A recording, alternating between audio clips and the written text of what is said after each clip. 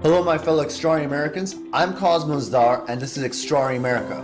What is Extraordinary America about? You see, American identity is about freedom, the opportunity for a better life, and the pursuit of happiness. Welcome to Extraordinary America. For today's guest, we have Monica Garcia Duggal. Monica is a viral financial expert and billion-dollar business coach who has spent over 30 years mastering and teaching every financial methodology in the world. With deep roots in investment banking and an active presence on Wall Street, Monica is the rare voice who blends institutional finance with visionary entrepreneurship. She has helped scale companies across industries, including tech, consulting, and private equity, transforming financial confusion into clarity, cash flow, and confident decision making. From high growth startups to multi-million dollar exits, Monica is known for her no nonsense approach to wealth building. She's the creator of the Whole Health Plan, a framework for achieving sustainable success without sacrificing joy, relationships, or health. Monica also developed the Financial Bites method, a proprietary system that simplifies business budgeting, investing, taxes, exit strategy, and SOPs into scalable results. Together, these tools form the Whole Health Wealth System, a proven methodology for building both rich lives and rich businesses. Monica is a powerful, practical, and heart centered speaker on finance, mindset, and scale strategy. Whether you're in managing your personal paycheck or preparing your business for acquisition, Monica brings clarity, depth, and results driven insight to every stage of the journey. She's an extraordinary America, and I'm an American, and I'm glad and honored to have her on the show. Monica, are you there? Yes, I'm here. Hello. Monica, thank you so much for taking the time to do this podcast with us. Can you tell me, the audience, a little bit more about yourself, your story, and how you got started? Sure. So basically, I am an entrepreneur, and I didn't know any different. My mom was an entrepreneur, and all her friends were entrepreneurs. So I thought that's what people do. They're entrepreneurs. So that's how I got started. Also, another thing in finance, the way I started finance was I actually wanted to go to law school. So that was my trajectory. But then somehow I ended up in investment banking in their equity research department. So we were writing first calls. So I guess that's how I fit in there. But once I was in there, I decided I didn't want to go to law school. I just want to study finance because it was amazing. And then I spent the next 30 years just learning all about finance, getting degrees, taking tons of classes, and then we did sell our business as well. So So, Monica, that's I'm actually very curious. So, you started off, like on a journey on finance, but like, did your strategic goal and vision for your career evolve over these 30 years, or was it pretty constant from the time that you started it? Oh, well, I'll just say, just being like in an entrepreneurial family, like I always thought of, becoming just really financially it's stable in terms of having a lot of options and choices. So I don't think that ever changed for me, whether I was going to law school or becoming an entrepreneur, being in finance. So I think that some of the other pieces, they just, they organically happened for me. So, Monica, I know you've been in Wall Street, right? So, for the sake of the audience, what are some of the lessons and things that you have learned regarding finance from your time over there? Yeah. Okay. So, for example, there's all sorts of different types of businesses and ways to manage your finance. So, what I did learn, that would be, in Wall Street, you have institutional investors. So those are the people, for example, when I was in investment banking, we had like nine companies we brought public. And so we would cover them. And so the first calls meant that we would write our first calls for the companies we covered, and then we would show that to the institutional investors. And then we would tell them it was either a buy, a hold, or a sell, right? According to what we were learning from our CEOs and what was happening with their companies. So we had that. And then we would also sell their shares to just, other like heightened net worth people. So I think in light of Wall Street, it's all pretty high level, public companies. You don't really deal with like private equity, and you don't deal with venture capital because those are those would be other parts of finance, right? So if you're an investment banker, you're just usually dealing with much bigger clients that you're buying and selling, and then there's a lot of strategy that goes on there in terms of buy like acquiring companies, right? If we're growing, if like some of our companies are growing in certain aspects, or if we're trying to spin off something that maybe has to go be built somewhere else and then come back to the companies.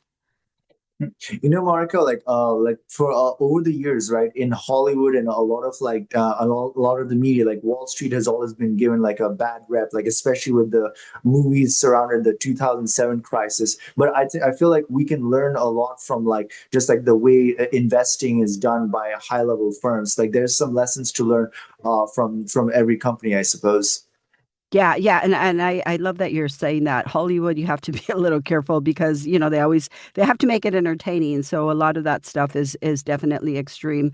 To have investments in your portfolio is not a bad idea.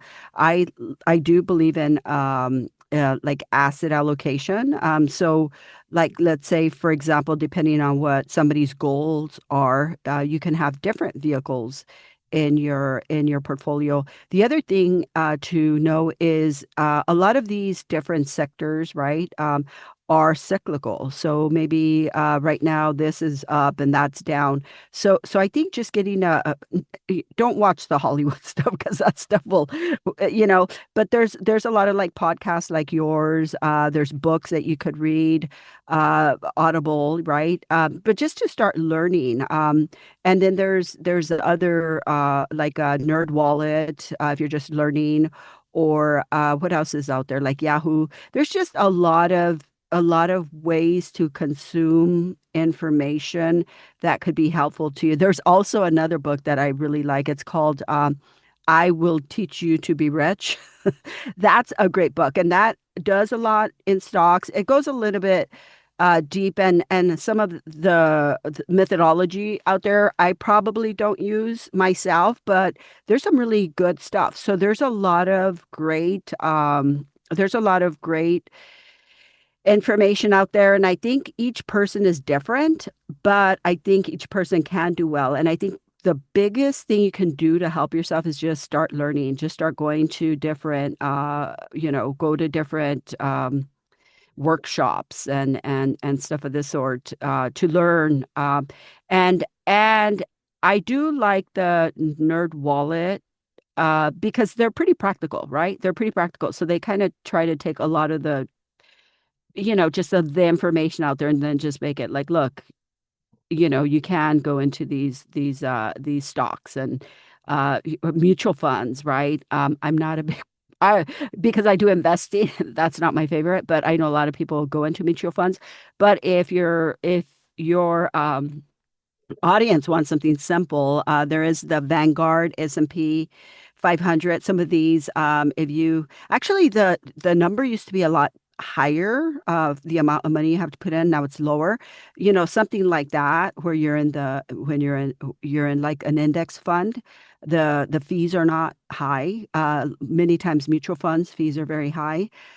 So just these types of ways to get into like Wall Street or into like these big companies where you can be part of the market, but you don't have to pay the high fees, and your risk goes down a bit. For example, if you have now 500 companies in your portfolio rather than like just going into one stock, which, that you can do that as well, but you definitely have to do a lot more research and just be a lot more thoughtful if you are going to do that. If you do want to do that trading, there is a book. It's called Andrew Aziz.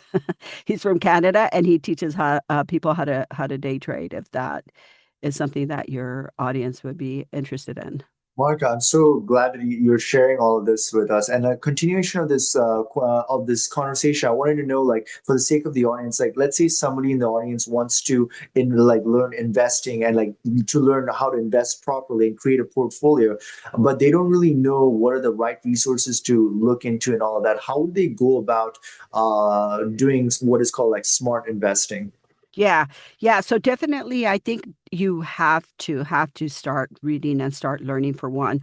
The other thing is if you have a budget, maybe allocate some money to investing, right? So take whatever like dollar you bring in from your job and just start being thoughtful with it in terms of like your fixed expenses and your variable expenses, right? And that's why, like for example, a book like "I Will Teach You to Be Rich" is very useful, very Mhm. practical, and it helps you start allocating or creating a budget so you can start investing. So that would be really good. Also, I think for the audience to just maybe start thinking about what is it that you've seen? What is it that you want to do? I think that sometimes you can go with financial advisors, but there's all sorts of different financial advisors. I don't know if you've heard of Edward Jones. They're not my favorite, but they're not bad, right? If somebody doesn't really know anything about this stuff, they can start going in there, maybe just even start just gently learning about this stuff, depending on the level. And then just continue to learn, continue to like read these books. The more that you read, the more podcasts that you listen to, the more audiobooks that you look at. There's also tons of information on YouTube, tons and tons and tons, right? So like if you're trying to learn about something, maybe Google 10 different websites, right? 5 to 10 minutes. Look at every single one of those. Something will pop out to you, almost the exact same thing in every single one of those. When you find that, that's something real. Now you can start going down that path. Now you can start looking at that. When I do my research on anything, also like learning on my financial stuff, is I definitely like to do research and I like to compare. I like to read tons of articles and like what is the point that the through line through all of these, right? Because everybody's gonna say it a little bit different, but there's gonna be something that sticks out. And that thing that sticks out, that's probably pretty important. And that's maybe something you could do more research on your own, and then go get some more information on that.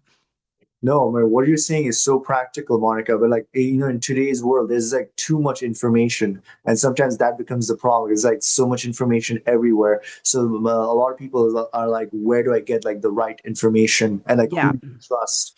Because a lot of people say a lot of things on the internet. You know? No, no, exactly. So that way, if you get like 10 different sites or 10 different videos that are on the same subject, they're all going to tell you something different. And then that's where you don't get stuck going down the wrong, because then you're not just listening to one person, but you're trying to find what is it that is coming out, right? And that's part of your due diligence. That's part of your job, is to start learning that stuff and start. And I think the other part of it is start small but be consistent. Continue to learn, continue to move, because I'll tell you something. Like I know like sometimes people want to get rid of their debt, right? And they're like, "Oh yeah, I've had this debt whatever for a long time." And then maybe they're like, "Okay, it's going to take me 2 years to get rid of this." Once they have a clear plan, sometimes it takes 3 months. Whoa, guess what? I'm freaking out of debt. Plus, I wanted to save an emergency fund. Whoa, I already have all this money. No, it's really not that hard. This stuff is really not that hard, right? You just really have to read stuff. And also if you're creating plans, when you're creating plans, you're going to even learn more, because now you have to try to create something for something that you want. And when you do that, you're going to have to sort through the information and find what it is that you're looking for. And so that's it. It's reiterate, do it again, reiterate, go get more information, reiterate, and you will find yourself very, very successful. So, Monica, I know you talked about debt, right? And I wanted to ask you, especially like, so from a lot of people have a negative view on debt, but like from your perspective, how do you think the high net worth people view inflation and debt, and do you think they see it as like a neutral thing or a positive thing? Okay, I really like your question. Inflation is real. And so you definitely have to look at that. So your dollar today, tomorrow, or next year, your dollar will be 97 cents. Right, right, 3%, right? that it's going to be eating your. So the way I like to deal with that myself is I like to um consider it, right? But you always want to be looking for opportunities that are going to bring you more than the 3%, more than 5%, right? Maybe try to figure out how you can get your return on investment for your dollar to at least be 8%. Once you start getting good, you can start getting 12%, 20%, because once you start learning, you know how to get these things in terms of return. Also, the other thing is if you really look at your budget and you really start being active with your budget, there's like, I personally, if I can tell people, it will take you 5 years to save 2 years worth of living expenses, 5 years. But if you had 2 years worth of living expenses, you're going to take off. You are going to take off. You're going to start making tons and tons of money. Not easy, doable, right? And you're going to be able to take advantage of opportunities that come your way. If you can save 2 years worth of living expenses, it does take 5 years. You really have to look at your fixed expenses, and you really have to look at your variable expenses. And if you read that book, I Will Teach You to Be Rich, you can actually enjoy yourself, because that's the guy's premise. It's like, look, you like that, spend all your money on that. All of these other things, don't waste your money on. This is the problem with people. What they do is they're like, oh no, I can't have that, or I can't, right? And then they end up spending a whole bunch of money on stuff that they don't even need. Oh, that's a good deal, or this or that. At the end of the day, they're not really happy, because now they have tons of stuff. They've purchased tons of stuff that they're not really that into, Mhm. because they denied themselves what they wanted. So give yourself what you want, but after that, all the other stuff is a waste of your money. When you do stuff like that, then your budget changes, right? So now let's say you give your what you really want 15%. I mean, that's a lot of money, right? 15% from your dollar, because I always like to bring it to just one, the simplest. Then then you do that. And let's say before you weren't allowing yourself to have what you really wanted, and you were spending 40%, 50%, 60%, and you still weren't getting what you wanted. But now let's say the 15%, now if you were spending 40 or 60%, if you're only spending 50%, that means like you have 35% more, because you're not buying all that other stuff, or even maybe 50% more. What Mhm. can you do with all of that money, right? Like, hey, maybe go buy some S&P 500 Vanguard, and maybe not all of it, just a piece of that, right? Let's do 30% there. All of that, you're just starting to grow your footprint, your financial footprint. Now you're starting to do absolutely amazing. In 5 years, you have your 2 years worth of living expenses. You ask for the raise. You start your company, whatever it is. You have more options. You have more choices. And I think I love that. That you have this, because then people can say, hey, I can actually do it. I can actually get to where I want to go. I can actually achieve my goals. No, I mean what you're saying is extremely like practical, right? And basically, like it brought me to like another thought, because like when it comes to inflation, and like people dealing with inflation and through investments, a lot of people, some people are preferring to go to gold and silver. Others are actually talking about cryptocurrencies, and others are even like talking about real estate. But from like your perspective, like is there like one asset class that is like better than the other for the current times, or Oh, do you think cryptocurrency is kind of like a high risk, high reward kind of thing? yeah, yeah, yeah. So I love that you're asking this question. So I think you take your dollar, right? Cryptocurrency could be high risk, high reward. So if you really think about, like, okay, so I'm going to put like 20 cents of my dollar into investing, right? Hey, so maybe 5 cents goes to cryptocurrency.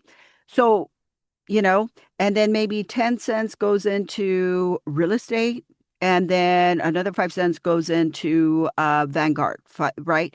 So what you've done there now is you have diversified your money. So also things go cyclical, right? One day this is up, or maybe 3 to 5 years. So there's all of these things. If you go into different, like maybe cryptocurrency, maybe some real estate, maybe some just basic stocks, like even a dividend stock, right? Like a Microsoft, which is very expensive, but that's like a, kind of like a bond at some point, right? So if you do these sorts of things, then you could continue to move forward. The other part of it is when you make your plan, stick to it because the market will go up, the market will go down. But if you stick to your plan, you have a plan, right? You've done your research, your follow all these things, you're going to do well. You're going to hit your mark. And I'll tell you what, like Nvidia, I love Nvidia, but it goes crazy up and down. But at the end of the day, some of these things you can't sit there and just watch them because they are going to go up and down. But if you can like maybe you know, allocate your budget in a way where I'm not watching that. It's down. I don't even care because this is the plan. I'm working on this. Oh my gosh, this is doing well. This is doing better. And then also the other part of it is when you grow, you're going to have to be moving things around, like your money, right?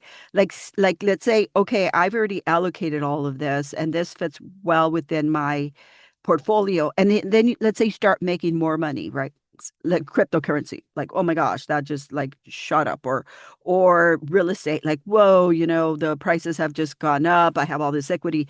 So also thinking about that down the road, like what happens when these things start going up, right? Do I want to sell them? Do I want to invest in something else? Is there something else where I can make more money? So you really just start rather than just being passive with your portfolio, you're active with your portfolio. I think that is very, very, very important.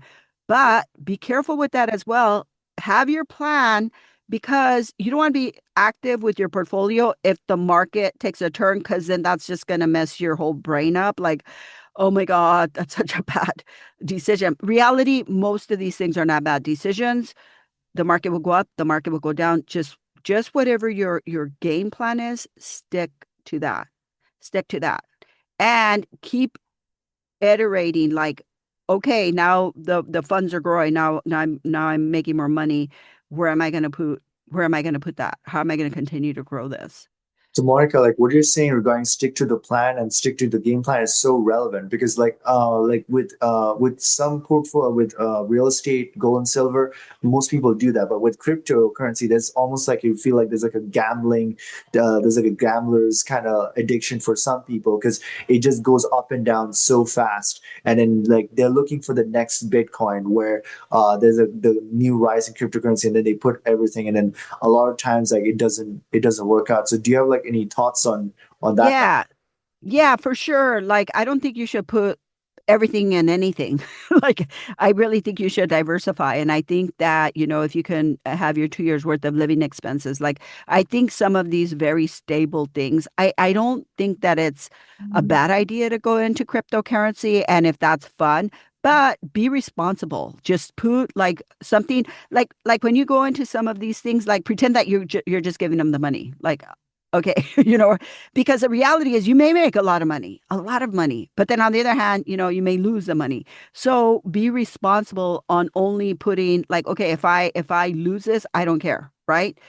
That's reality. That's going to be more reality, right? Mhm. If you have that money to go either way, but do not on anything, whether it's your real estate, whether, and then have the cash to be able to, like, if something happens with, I don't know, in life, things happen in life, right? That you're able, like, if something comes at you, that it's not a big deal. It's a bump in the road. You deal with that, right? But it does not like devastate you because that's the problem too. Sometimes when we're like, oh, everything's in this or that, don't do that. There's no reason for you to put your nervous system in that state. There is no reason at all. And it's not responsible. You're not taking care of yourself.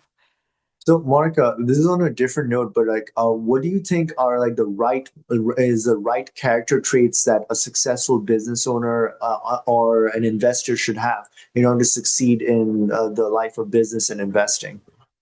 Yeah, so I think a game plan, like the Andrew Aziz, for example, right? He calls them playbooks, right? So if you're going to be investing, like have a playbook. There's this I think I don't know if I saw it in his, but there's these stories of like, right? Like you have to have a playbook. So for example, some of these really like amazing traders, right? They go into these companies and so they're working for this company and the company has their playbook. They have all these rules and regulations. You do not move from that, right? But you go in the stock market and you do all the trading. So sometimes these traders will make a lot of money and they're like, I'm going to go start my own deal. Why? I'm making these people all this money. So when they go off on their own, sometimes they don't make the money because there was no guardrails. All of the playbook, all of that stuff wasn't there, and then you crash and burn. So I guess the moral of that story is get yourself some guardrails, get yourself some like just real serious rules for yourself, and then follow them. Don't get emotional. Don't and then if you do that and you have something that makes sense, then stick to that and do that. So I say as long as you do your due diligence, as long as you do your homework, and you have a game plan, you know, do things responsibly, right? Do things responsibly. And the reality of it is if you pull your emotion out and you have like some structure and some plan, things turn out pretty well. So, Monica, like a lot of people, like they start their businesses, right? And then they start doing pretty well. They get like revenue and all that stuff. But there comes a time where they want to scale their business, but then they seem to be like stuck at a certain level and they're not able to do so. So, from your perspective, like, is there like a system or methodology that they can employ where they can start scaling their business? And what's like the right way to go about it? Yeah, that's a great question. So basically, that would be called growing pains. Okay. So, like, if you're an entrepreneur, you're just starting, if you have venture capital funding, they can bring you a whole management system, right? A whole like CEO, CFO, like everything, right? So that's a little bit different. But if you're banking yourself, then what I would say is that if you want to grow, know that if you're wearing 10 hats, you're probably only going to wear one hat. Okay, so you're going to have to get rid of the other nine hats. The other thing, there is such a thing as growing pains. And so you really have to get ready for that because sometimes when people grow so fast, they can't stay up with it. And then that can like hurt the business. So I say anytime, and I do this for businesses, right? If I do this for you as a person, right, that you should have 2 years worth of living expenses. I also do that with businesses. I think you should have a lot of cash at hand. And the only reason that I say that is if something happens or if you need something that you can actually continue business and you're not going to be affected by it. Because growing, whether it's personal, or in business, it's still a change, right? You're going to have to deal with that. So then at those points, sometimes you can like, depending on how big you are, you could bring like a fractional C-level people into your company. But if you're really growing fast, maybe you have to actually hire those positions, which are not inexpensive. They're pretty expensive.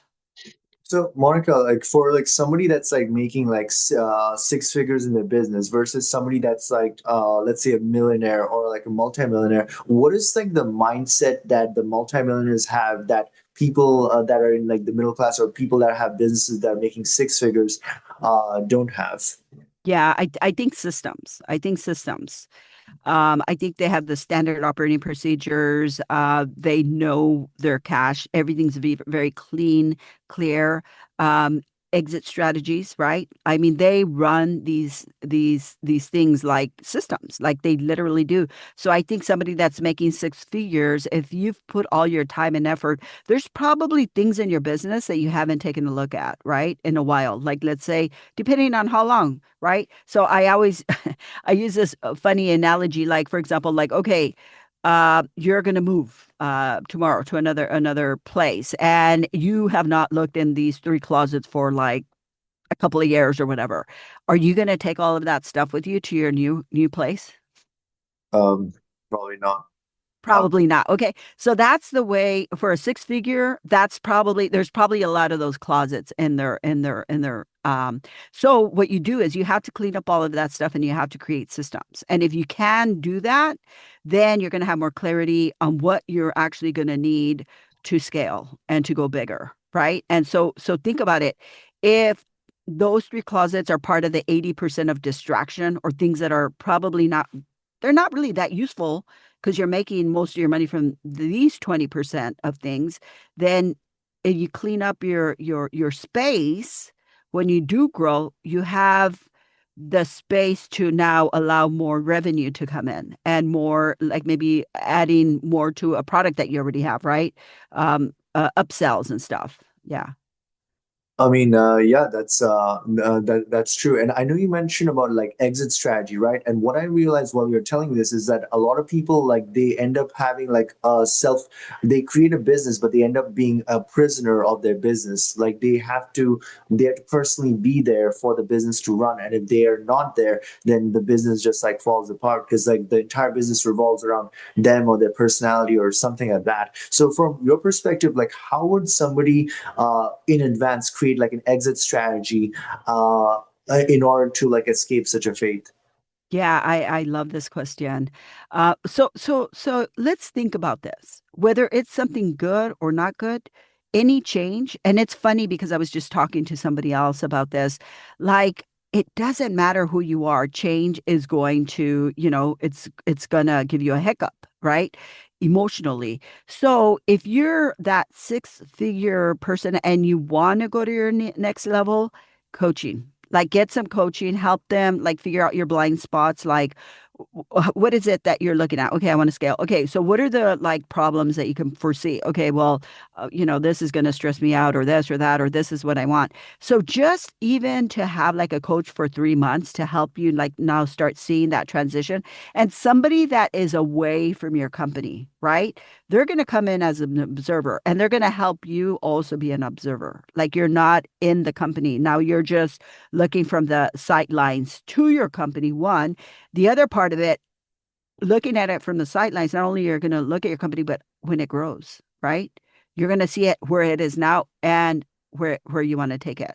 And so when you do that, you're actually injecting a lot of new energy into the company and a lot of clarity. That is what's going to get you to the next 6 miles. If we look at it as a marathon, the first 6 miles, you got it, right? The second 6 miles, somebody's going to come in and say, all right, how are you feeling? Oh, feeling good. I got enough, energy, right? Like I have enough fuel, etc. This is right. So it's almost like you're doing a diagnostic test. You're just like kind of seeing where you're at. How are we doing? We're going to get to the finish line, but we're at these 6 miles and now we're going to do the next 6 miles. And then after when you're the next 6 miles, that's going to be halfway there to where you want to where you want to be. So, Monica, as a continuation of this, so you mentioned about 6 miles and 6 miles, but at some point, people have to trust other people, right? Like the business owner has to trust somebody in order to like exit. And I noticed that like for people that are trying to get to the next level, but they don't, it comes down to like a human resource management thing and a trust factor. But you can correct me if I'm wrong, but like if that's so, like how would they go about going past that hurdle? Because obviously trusting somebody with money is obviously like a big factor for a lot of business owners.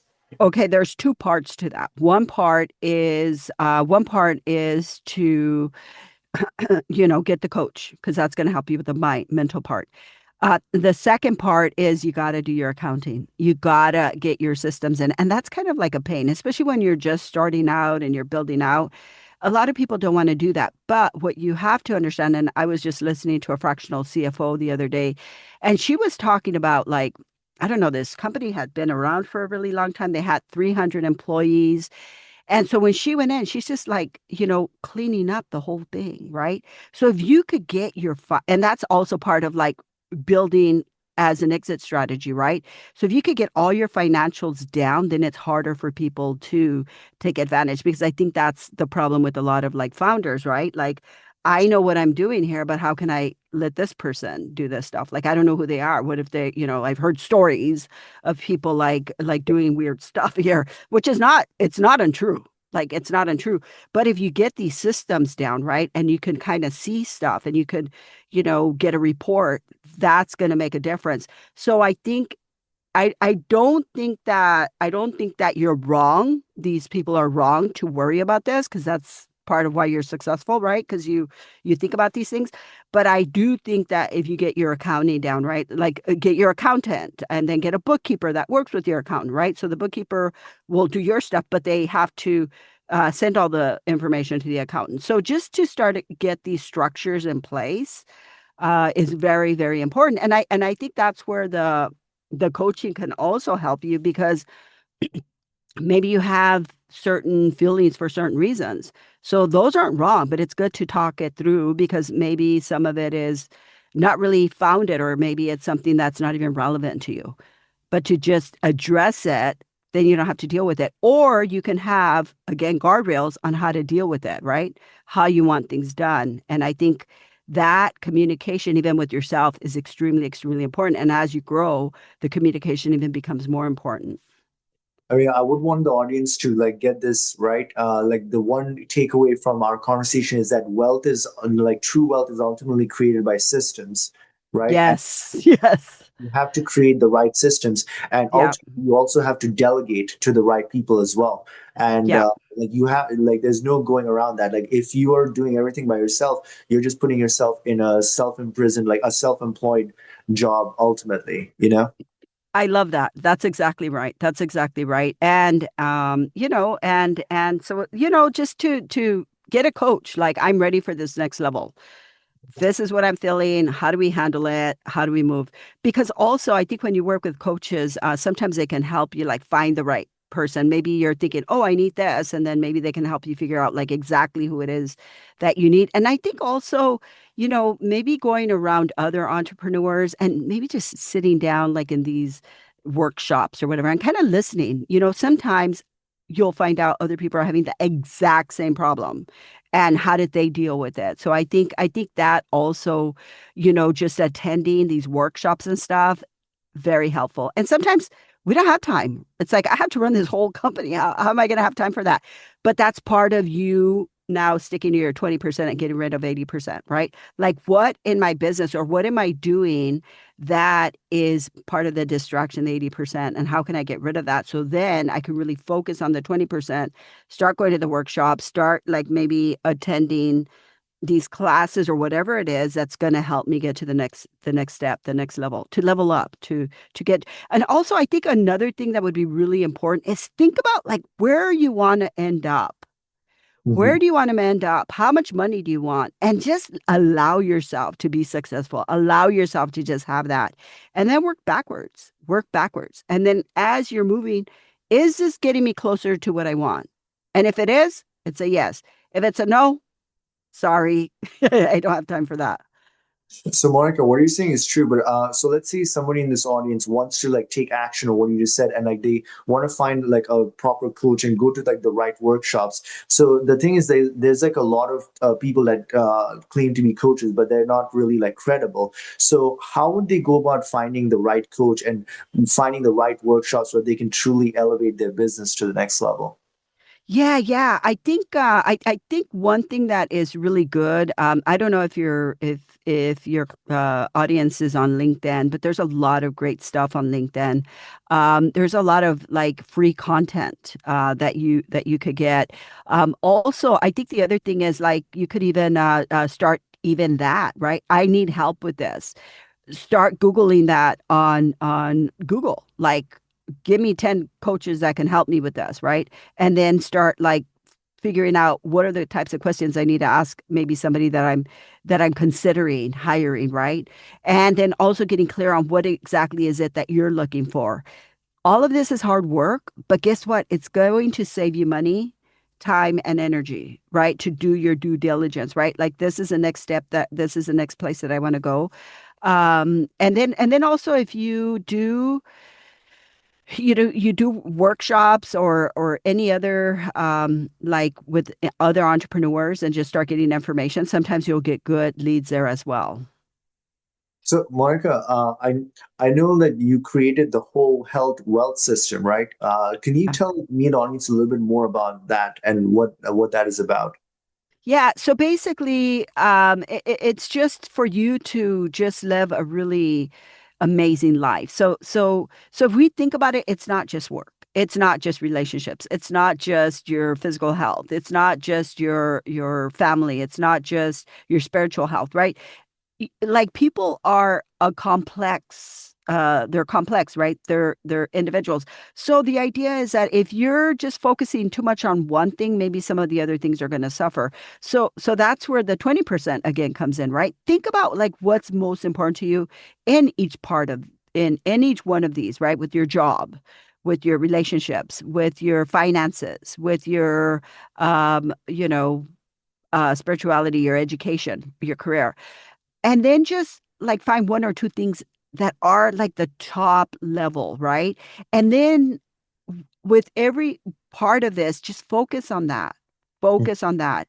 So I'm all about getting rid of distractions, like as much as you can, right? Because really if you're focusing on what you really like, you're going to enjoy yourself more and you're going to be more successful. You're going to have more energy to go from like six figures to seven, eight, nine, right? You're going to have more energy if you're really taking care of like who you are, what you really want. And I think a lot of people, we kind of distract ourselves. We keep ourselves so busy because we just don't even want to know what we want, or we've never asked ourselves, or nobody's allowed us to, so we don't allow ourselves to. So these are real conversations that you that we need to have with ourselves because I think that's going to get us closer to our, to where we're really going to thrive and do well financially.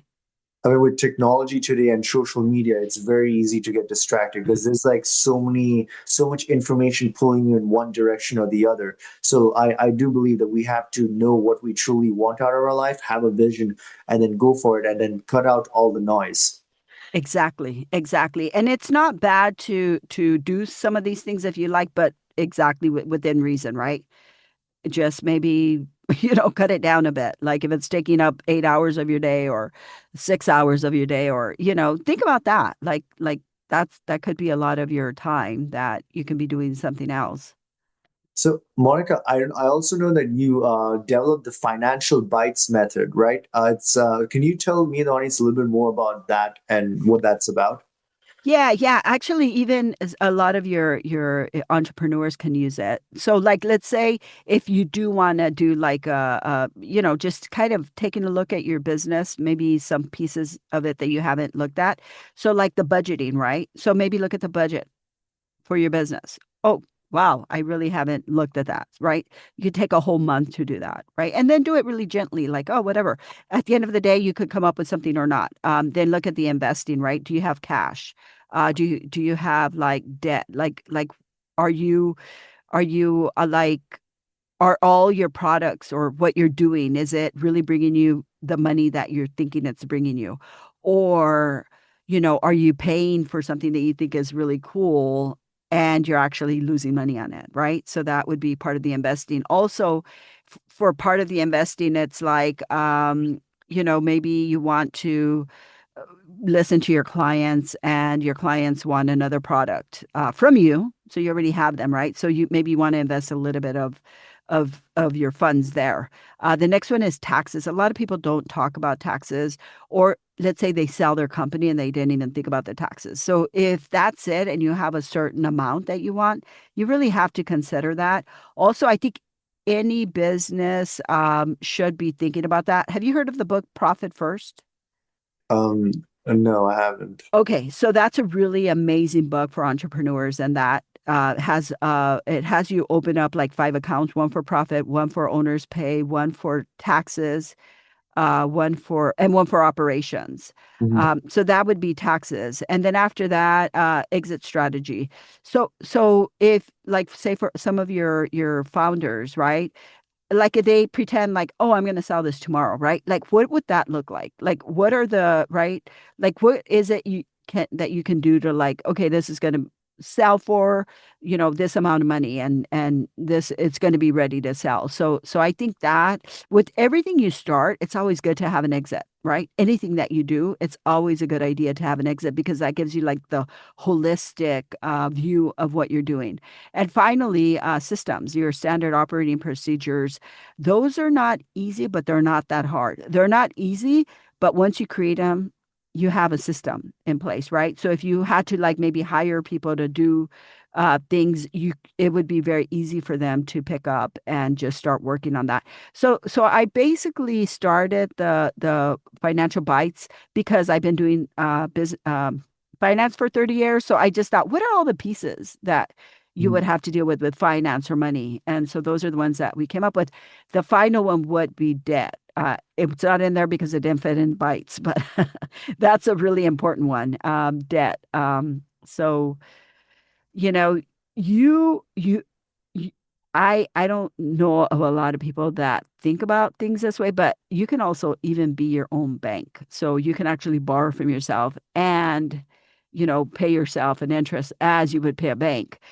That's a really cool thing because if you do borrow money from a bank or some of these other places, you do have to pay them interest. And so you can actually do that for yourself. So have your own bank. Like if you can do that, if you can figure that one out, that's another game changer for sure.